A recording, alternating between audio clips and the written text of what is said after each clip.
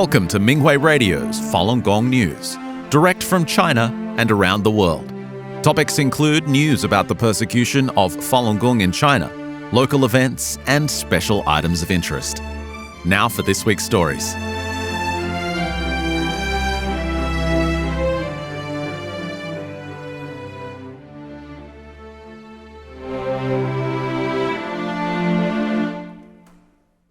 USA. The Montgomery County Thanksgiving Parade took place in Silver Spring, Maryland on November 22nd. Falun Dafa practitioners were among the more than 200 groups participating. Their entry this year included a float and the waist drum team. People applauded and cheered as the waist drummers passed by, displaying their customary, energetic performance, and some clapped in time to the music. Banners with the words Falun Dafa and the world needs truthfulness, compassion for parents were greeted by people along the parade route. Many happily took the brochures handed out by practitioners. The popular annual event drew tens of thousands of people. TV stations, including ABC, 7 News, and Fox 5 Washington, D.C., live-streamed the entire parade. The on-site parade host were journalists Brian Van de Graaff and Eileen Whelan. They said to practitioners, "Thank you very much for bringing us serenity and peace on this beautiful holiday. This world truly needs truthfulness, compassion, forbearance. So thank you for helping us become better." Australia. The Mind Body Spirit Festival took place at the Melbourne Convention Centre from November 14th through November 16th. The event is held twice a year during the months of June and November. Falun Dafa practitioners joined in to introduce their spiritual practice to festival attendees. More than 140 exhibitors provided health, natural products, and spiritual instruction. The colorful Falun Dafa booth, exercise demonstrations, and peaceful energy field drew many visitors who wanted to learn more about the practice. Some people learned the exercises at the event, while many more planned to participate in the free Falun Dafa online class. Some people said they would read Zhuan Falun, the main book of the practice. Brazil. Falun Dafa practitioners from various parts of the country gathered in downtown Sao Paulo on November 9th to tell people the benefits of the spiritual practice. They also informed residents and tourists about the ongoing persecution of Falun Dafa practitioners in China by the Chinese Communist Party, the CCP. The practitioners' exercise demonstration, information displays, lotus flowers, and signature collection drive drew many passers-by who signed a petition calling to end the CCP's atrocities. The activities were held the day after the practitioners held a cultivation experience sharing conference. Japan. Falun Dafa practitioners in the city of Hiroshima recently took part in 2 local events, the City Planning Citizens Exchange Festival on November 15th and the 2025 International Festival the day after. They performed the Chinese waist drum dance and also demonstrated the Falun Dafa exercises at both events. Practitioners set up an information booth and introduced the practice with its exercises and exposed the CCP's 26-year persecution. Some festival attendees realized that they had been misled by defamatory propaganda about this spiritual practice. People condemned the communist regime for its persecution of Falun Gong.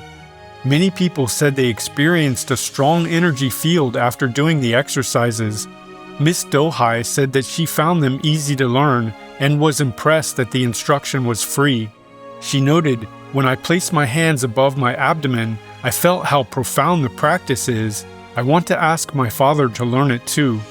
Miss Dohai decided to continue doing the exercises by joining a practice site nearby, along with at least 3 other people at the event who were also inspired by how they felt when trying the exercises. New Zealand. Many cities in the country hold Christmas parades at the end of November. This year, Falun Dafa practitioners received invitations from more than 20 cities and districts to join annual Christmas parades. The practitioners' Tianguo Marching Band, Dragon Dance, and Waist Drum teams participated in parades in the communities of Christchurch in the Auckland suburbs of Onehunga and Papakura on November 22nd and 23rd. Many spectators praised practitioners' performances and gave them a thumbs up.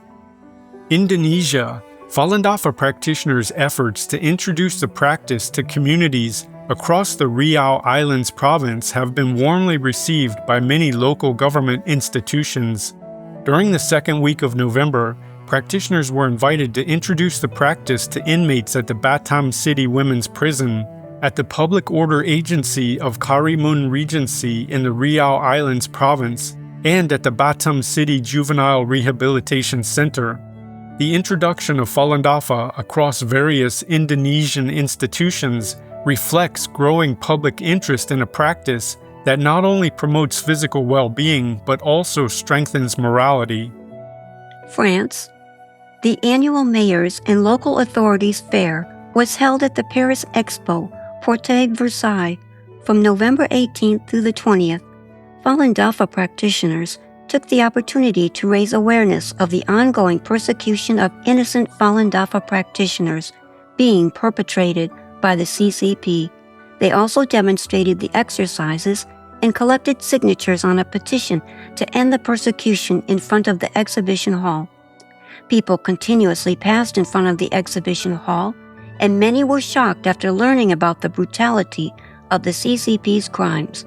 Several people said they were drawn to the Falun Dafa practitioners by the exercise demonstration.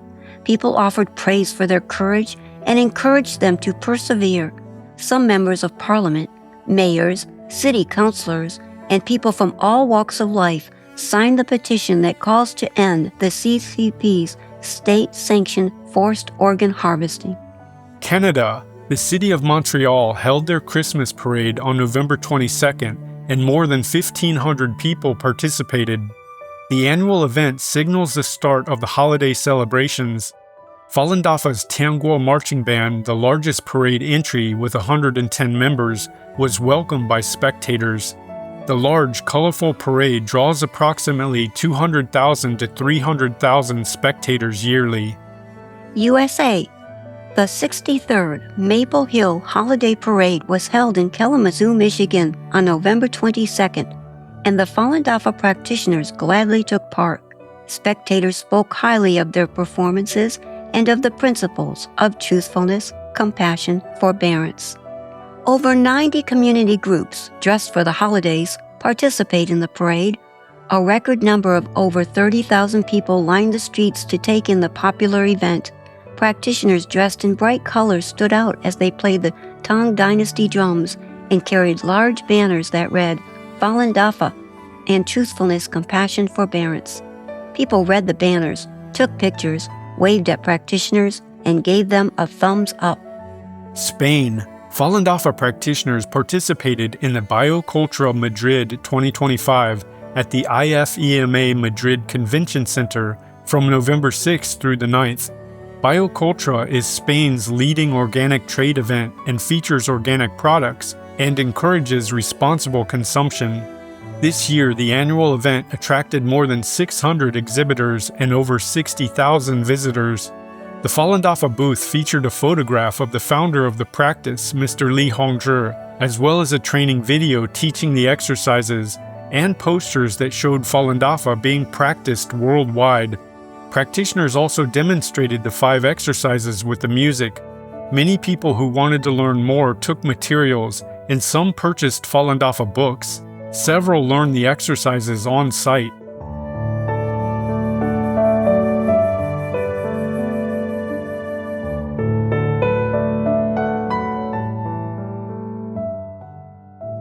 The following are selected cases of persecution of Falun Gong practitioners in China. Miss Li Wenfeng was seen in a prison surveillance video making her bed after getting up one morning. Then she patted her head twice before collapsing to the ground. Her head hit the edge of the metal bed across from hers. She remained motionless and was later rushed to a hospital, where she died despite attempts to resuscitate her. According to an insider, the guards at the prison played the footage to other Falun Gong practitioners jailed there to prove that they had nothing to do with Miss Li's death. The surviving practitioners, however, knew that Miss Li, 64, died after repeated abuse in prison for holding firm to her faith in Falun Gong. One practitioner later faced threats when she refused to renounce her faith, with a guard warning her, "If you don't behave, we'll make you stand all night long like Li Wenfeng." Miss Li's death took place around February or March 2025, the exact time to be investigated. Her exact prison term is also unknown. Ms. Fang Wenfeng, a former obstetrician from Fuyang City, Anhui Province, was arrested in 2022 and later sentenced to 5 years in prison for her faith in Falun Dafa. While incarcerated, Ms. Fang was tortured to the point of being unable to walk. New information has emerged that Ms. Fang was also injected with unknown drugs, which resulted in her becoming confused and unable to recognize people.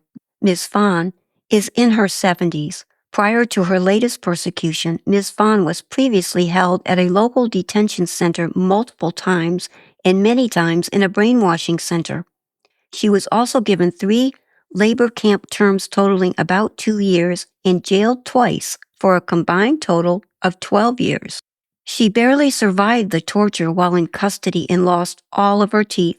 As a result of frequent force feeding, she is currently on a liquid diet while serving her 3rd prison term.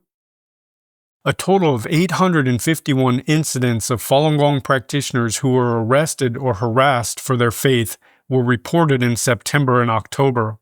The 851 cases include 482 arrests and 369 harassment cases. Among them, 243 practitioners had their homes ransacked and 27 were held in brainwashing centers. The 851 practitioners lived in 27 provinces. Liaoning Province reported the most combined cases of 144, followed by 130 in Hebei and 117 in Shandong. 12 regions had double-digit cases between 11 and 93. The remaining 12 places registered single-digit cases between 1 and 8. Prior to the Chinese Communist Party's military parade on September 3, 2025, Falun Gong practitioners across China faced intensified arrests and harassment. The CCP regularly targets Falun Gong practitioners ahead of major events or anniversaries, which it claims are sensitive days, in order to prevent practitioners from taking these opportunities to raise awareness about the persecution that has been going on for the past 26 years. 2 women in Urumqi City, Xinjiang, Uyghur Autonomous Region, became incapacitated while detained for their faith in Falun Gong, and the authorities threatened to give them at least 3 years of prison sentence. Ms. Pan Shuha, 71, and Ms. Luo Chuanwei were deceived into reporting to the district police department. They were arrested on arrival. The police targeted them after receiving a tip that they had talked to people about Falun Gong months earlier. Due to the abuse in custody, both women became unable to walk or stand. They were very weak. Ms. Pan was given a wheelchair to get around. It is unclear whether Ms. Luo was offered any assistance. This is not the first time that both women have been targeted for their faith. Ms. Pan's husband was forced to divorce her after the persecution of Falun Gong began. She was arrested and sentenced to 3 years in 2007. In prison, she was punched and kicked numerous times for refusing to answer the roll call. She went on a hunger strike in protest and was brutally force-fed.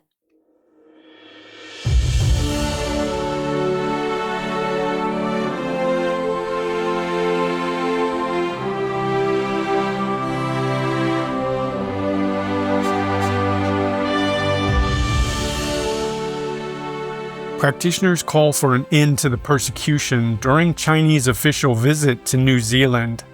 The chairman of the Standing Committee of the China National People's Congress, Zhao Leji, arrived in New Zealand on November 20th. He visited Parliament in the capital city of Wellington. During his stay, Falun Dafa practitioners from the cities of Auckland and Wellington peacefully protested the CCP's 26-year-long persecution of Falun Dafa in front of the Parliament building.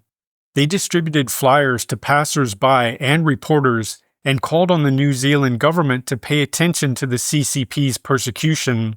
They urged the government to deny entry to and sanction CCP officials who have been involved in the persecution through legislation along the lines of the U.S. Magnitsky Act, which sanctions individuals worldwide for human rights violations. In sharp contrast to the practitioners' peaceful event, several pro-CCP groups attempted to interfere with the efforts to raise public awareness. They tried to block the practitioners' banners with poster boards and shouted or played loud drums to disrupt the rally.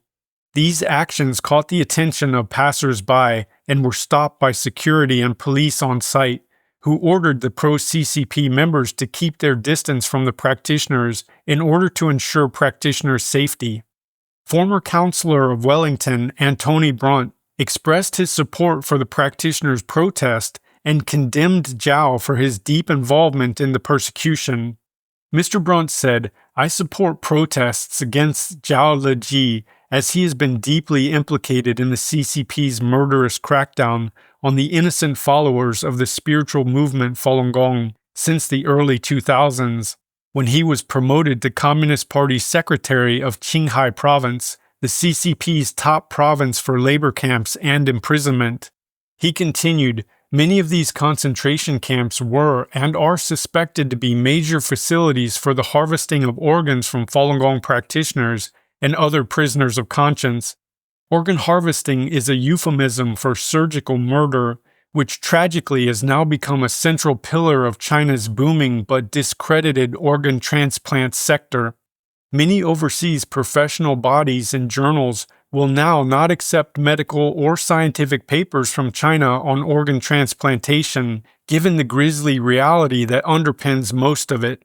Mr. Brunt pointed out, in 2017, after becoming the secretary of the Central Commission for Discipline Inspection of the CCP, in other words, the regime's hard man, Zhao Leji has apparently continued to promote the persecution of Falun Gong through the party's notorious 610 office, tasked with the extermination of Falun Gong. Mr. Brunt said, "Frankly, this is a man deeply involved in a regime responsible for some of the most atrocious and systematic human rights abuses of the 21st century, and he should be merely tolerated rather than welcomed to this country. New Zealand needs to make sure that in any cultural, political, or scientific exchanges with China, it steers clear of getting blood on its hands." Prime Minister Christopher Luxon received an open letter from Falun Gong practitioners calling on the government to raise human rights issues in China in meetings with Zhao Leji and to pay attention to the CCP's 26-year persecution of Falun Gong. The Prime Minister's office acknowledged receipt of the letter and thanked the practitioners for sharing their feedback, concerns, and ideas. A U.S. congressional hearing titled China's War on Religion, the Threat to Religious Freedom and Why It Matters to the United States was held in the Senate's Dirksen Building on November 20th, 2025. Multiple witnesses spoke of the CCP's suppression of religious groups through the Communist Party's coercion, intimidation, and transnational repression. Ambassador Sam Brownback, former Ambassador-at-Large for International Religious Freedom, stated in the hearing that the CCP fears Falun Gong the most. He recommended that the U.S. government recognize the CCP's genocide against Falun Gong. He called on America to stand with Falun Gong practitioners who have advised millions of Chinese people to quit the CCP. Senator Dan Sullivan moderated the hearing and said that Falun Gong practitioners are tortured for peacefully meditating. He said, "The CCP fears the power of faith because it is a source of values and moral authority it cannot control." Former Ambassador Sam Brownback said in the hearing, "The CCP fears them, people of faith, more than our nuclear missiles or aircraft carriers." Specifically discussing Falun Gong, he said, "This is the community the CCP fears the most because they are the most natural and indigenous to the Chinese people. They went from being introduced in 1992 to 90 million practitioners in 7 years before being banned by the CCP." The ambassador continued, "China is at war with faith. It is a battle for control of their people. The CCP annually spends billions of dollars in their own country to suppress, contain, control, deceive, or eliminate all religious entities that do not have the CCP as their leader. Religious freedom is seen as an essential threat to the communist leadership. Mr. Brownback pointed out that the U.S. needs to make changes in its religious freedom strategies. He said religious freedom is regarded as a human right, but not a core issue. Confronting the CCP, religious freedom is of national interest and is an essential and urgent issue. He said that we need to change our mindset and shift religious persecution from a human rights issue to one of national interest. He stated, China is at war with faith. We should strongly back these oppressed people of faith. He added that religious freedom is an American value and that we should urge President Trump, Vice President Vance, Secretary Rubio, and Secretary Hegseth to meet with the exiled leaders of those being persecuted by the CCP, including Falun Gong practitioners, Christians, Muslims, and Buddhists. The Falun Gong Protection Act, S-817, was put forward by Senator Ted Cruz on March 3, 2025. The bill states that the CCP still conducts forced organ harvesting from Falun Gong practitioners and provides for the sanctioning of those involved in the crime. Senator David McCormick of Pennsylvania has now joined the co-sponsors of the bill, bringing the total number up to 8. The 2025 South Korean Falun Dafa Cultivation Experience Sharing Conference was held at the Daejeon KT Talent Development Institute on November 16th. 9 practitioners talked about how they improve their moral nature in their daily lives while also clarifying the truth to people about the persecution. One sharing report was presented by Mr. Kang, who began to practice Falun Dafa when he was a freshman in high school, but stopped in his second year of college. 17 years passed, and then in September of 2023, he saw Master's article, Cultivation in Dafa is Serious, online. He was touched when he read it. He then watched a video of Master's lectures, studied his recent teachings, and began doing the exercises. After he resumed cultivating, he got rid of his attachment to stocks and Bitcoin, treasured the group cultivation environment, and participated in truth clarification activities on weekends and holidays. Another practitioner named Mr. Park had been a monk until he realized that Buddhism had become increasingly secular. When he heard about Falun Dafa, he decided to practice it. He lived on Jeju Island and clarified the truth about what Falun Dafa is to Chinese tourists. When the practitioner's local information site was attacked by Chinese tourists, the police were nervous and asked Mr. Park as a person in charge to scale back or stop their activities. Mr. Park patiently explained how the CCP infiltrates societies and how this poses a security issue in South Korea. Mr. Park realized he needed to further clarify the truth to the police supervisor, who changed his attitude once he learned more about the CCP's tactics. He then lifted the restrictions and promised to increase their patrols at the information site and the surrounding areas. Many who attended the conference said they were touched by other practitioners' experiences and said they would be more diligent during this last phase of the Fa rectification. They all appreciated Master for his boundless compassion and for offering them this grand opportunity to cultivate.